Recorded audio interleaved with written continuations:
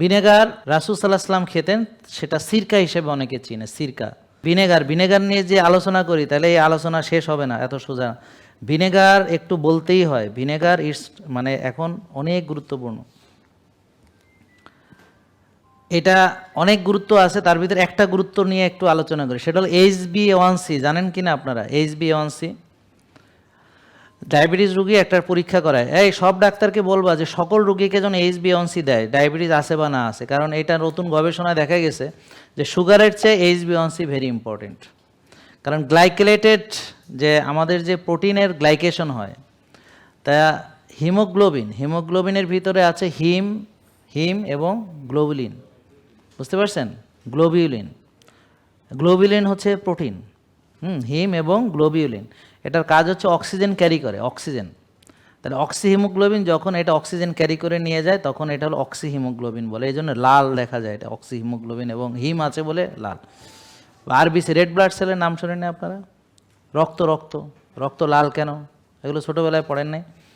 আচ্ছা, তাহলে এই যে হিমোগ্লোবিন যাদের sugar level normal, quite normal, তো অনেকের আছে সুগার কখনো সবসময় তো টেস্ট করে না, কেউ খালি পেটে করে, কেউ করাই না, কেউ জানেই না, কেউ অনেক দিন ধরে হয়তো ডায়াবেটিস, অনেক দিন পরে হয়তো হঠাৎ করে কোনো কারণে অ্যাক্সিডেন্টালি কোনো ফাইন্ডিংস যে ডায়াবেটিস ধরা পড়ছে, বা চোখ দেখাইতে গেছে ডাক্তার বলছে আপনার ডায়াবেটিস টেস্ট করেন, ধরা পড়ছে।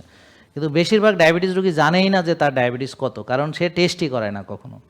তো এই জন্য তার ডায়াবেটিস হয়েছে কি না তাও জানে না। তো এই কারণে এখন গবেষণায় দেখা গেছে HbA1c-কে মারাত্মক গুরুত্ব দিচ্ছে, HbA1c। তা আমরা এতদিন যাদের নন ডায়াবেটিক তাদের HbA1c টেস্ট করতাম না, কিন্তু এখন বলতেছে না, সবার HbA1c টেস্ট করা দরকার। এবং এই গ্লাইকেটেড হিমোগ্লোবিনের মাত্রা 5.6-এর নিচে থাকাটা হচ্ছে উত্তম, 5.6-এর নিচে। যেমন আগে আমরা বলতাম 5.8, বাট এখন বলতেছে 5.6। এই বুঝছো? তাহলে এই গ্লাইকেলেটেড হিমোগ্লোবিনের মাত্রা কমাতে এই Apple cider vinegar, coconut cider vinegar help করে। কিভাবে হেল্প করে? এর অনেকগুলো পাথওয়ে আছে, বুঝতে পারছেন? একটা হচ্ছে ইনসুলিনের সেন্সিটিভিটি বাড়ায়, ইনসুলিনের সেন্সিটিভিটি বাড়ায় মানে রেজিস্ট্যান্স কমায়। গ্যাস্ট্রিক যে এমটিং টাইমটা এটাকে ডিলে করে, গ্যাস্ট্রিক যে এমটিং টাইম ডিলে করে। শর্করা হজমে মানে একটু বাধা দেয়, হ্যাঁ, আলফা অ্যামাইলেজ এটা একটু করে কি, কেন? যেন সুগারটা তৈরি হতে কম পারে, চিনিটা কম তৈরি হতে পারে, এবং চিনিটা যেন রক্তের ভিতরে দ্রুত আসতে না পারে, বুঝতে পারছেন? আর এর ভিতরে আছে আপনার এই যে প্রোবায়োটিক্স, হ্যাঁ, এবং এটার অ্যাসিটিক অ্যাসিড, এটা হচ্ছে যে আমাদের যে খারাপ ব্যাকটেরিয়া মারতে সাহায্য করে, পেটের অ্যাসিডিক এনভায়রনমেন্ট বজায় রাখতে সাহায্য করে, এবং সেখান থেকে আপনার অ্যাবজর্পশন ভালো হতে সাহায্য করে। যে অ্যাসিডিক এনভায়রনমেন্ট না থাকলে যেমন ক্যালসিয়াম অ্যাবজর্পশন হবে না।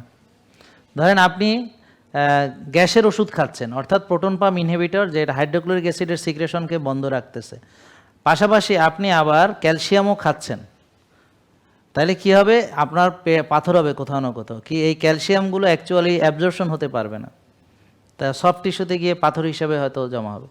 তারপরে পাথর আর আরেকটা কারণ হলো ব্লাড অ্যাসিডিক থাকে, এটা কিন্তু অ্যাকচুয়ালি ব্লাডকে অ্যালকালাইন রাখতে সাহায্য করে, যদিও নিজেও অ্যাসিড।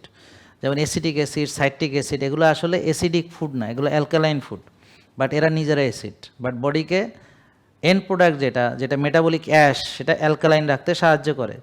সো এগুলো অনেক ডিপের কথা, সহজ কথা হলো এইটা খেলে ভালো। তবে যাদের দাঁতের এনামেল নষ্ট হতে পারে, তো এই জন্য আপনি যাদের সমস্যা, স্ট্র দিয়ে খেতে পারেন, আর পানির সাথে মিশিয়ে আসলে ডাইরেক্ট খাওয়ার কোনো দরকার নেই, হ্যাঁ। আর যাদের একটু প্রবলেম মনে করেন, স্ট্র ব্যবহার করুন।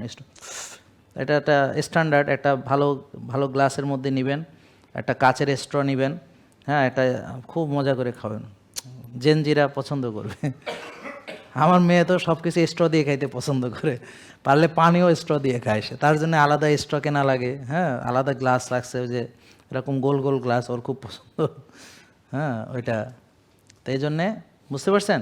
আর অবশ্যই আমরা পানির সাথে মিক্সড করে খাই। তো আমরা কি করি যে এখানে একটু লেবুর রস, একটু আদার রস, একটু পিঙ্ক সল্ট, তারপরে একটু ভিনেগার, তার সঙ্গে একটু ডাবের পানি দিয়ে, আর সঙ্গে একটু আপনি অলিভ অয়েল অ্যাড করতে পারেন, হ্যাঁ, অলিভ অয়েল অ্যাড করতে পারেন, যেটা আপনাদের ইচ্ছা, বা কোকোনাট অয়েল অ্যাড করতে পারেন, কোনো প্রবলেম নেই, বরং আরেকটু তার এনরিচড হবে। ভিনেগার এই রাসূল সাল্লাল্লাহু আলাইহি ওয়াসাল্লাম খেতেন, সেটা সিরকা হিসেবে অনেকে চিনে, সিরকা। এটা হলো সেই সিরকা। তা আমাদের কাছে এই যে অ্যাপেল সিডার ভিনেগার এবং কোকোনাট সিডার ভিনেগার দুটোই আছে। এখানে আমাদের শুধু এই কোকোনাট ভিনেগারটা দেখতে পাচ্ছি, অ্যাপেল সিডার ভিনেগারটা আছে। অ্যাপেল সিডার ভিনেগার একটা আইনে রাখো, এখানে দেখানোর জন্য লাগবে, ঠিক আছে। জেকে লাইফস্টাইল লিমিটেড, ওষুধ মুক্ত সুস্থ জীবন।